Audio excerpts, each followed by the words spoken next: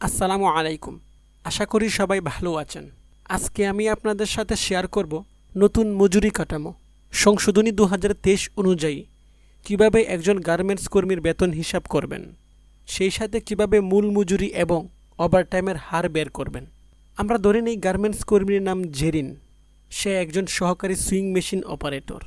সে জানতে চেয়েছে, যেহেতু নতুন সংশোধনী অনুযায়ী আমার বেতন 8,000 টাকা থেকে 12,500 টাকা করা হয়েছে এবং আমার হাজিরা বোনাস হচ্ছে 500 টাকা।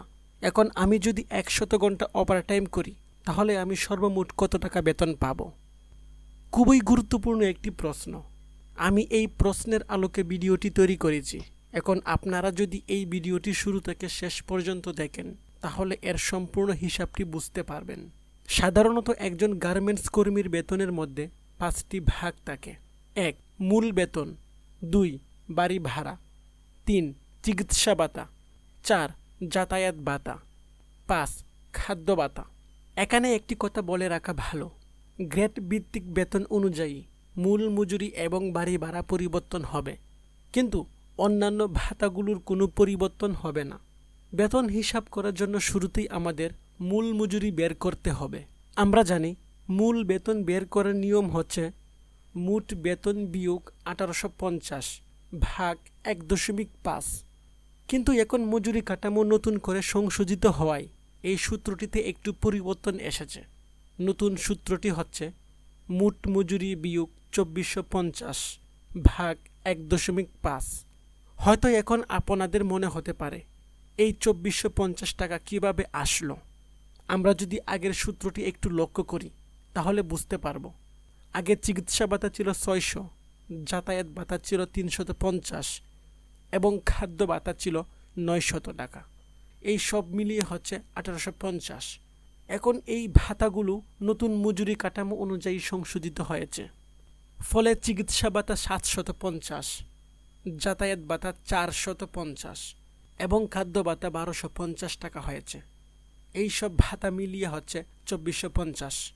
অর্থাৎ এক কথায় যদি আমরা বলি তাহলে মোট মজুরি থেকে সকল ভাতাগুলো বিয়োগ করার পর যে সংখ্যাটি থাকবে তাকে 1.5 দিয়ে ভাগ দিলেই মূল মজুরি বের হয়ে যাবে।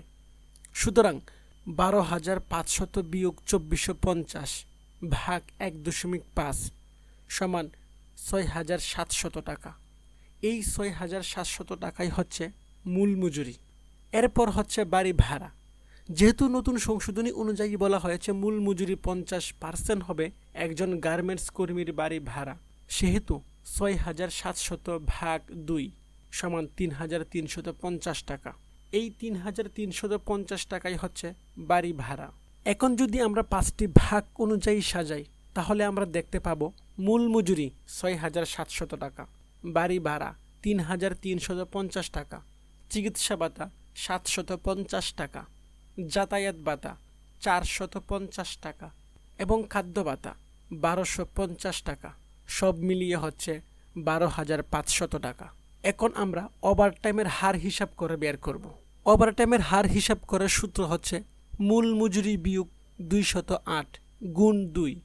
সুতরাং 6,700 ভাগ 208 গুণ 2 সমান 64.42। এই 64.42 হচ্ছে ওভারটাইমের হার। যেহেতু জেরিন ওভারটাইম করেছে 100 ঘন্টা, সেহেতু 64.42 গুণ 100 সমান 6,442 টাকা। এই 6,442 টাকাই হচ্ছে ওভারটাইমের টাকা। এখন যদি আমরা সবগুলো একসাথে যোগ করি তাহলে আমরা পাবো মোট মজুরি 12,500, হাজিরা বোনাস 500 টাকা এবং ওভারটাইম 6,442 টাকা। সব মিলে হচ্ছে 19,442 টাকা। এই 19,442 টাকাই হচ্ছে জেরিনের সর্বমোট বেতন।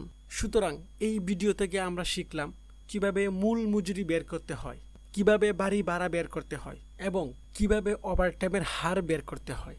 আশা করি সবাই বুঝতে পেরেছেন। ভিডিওটি শুরু থেকে শেষ পর্যন্ত দেখার জন্য আপনাকে ধন্যবাদ।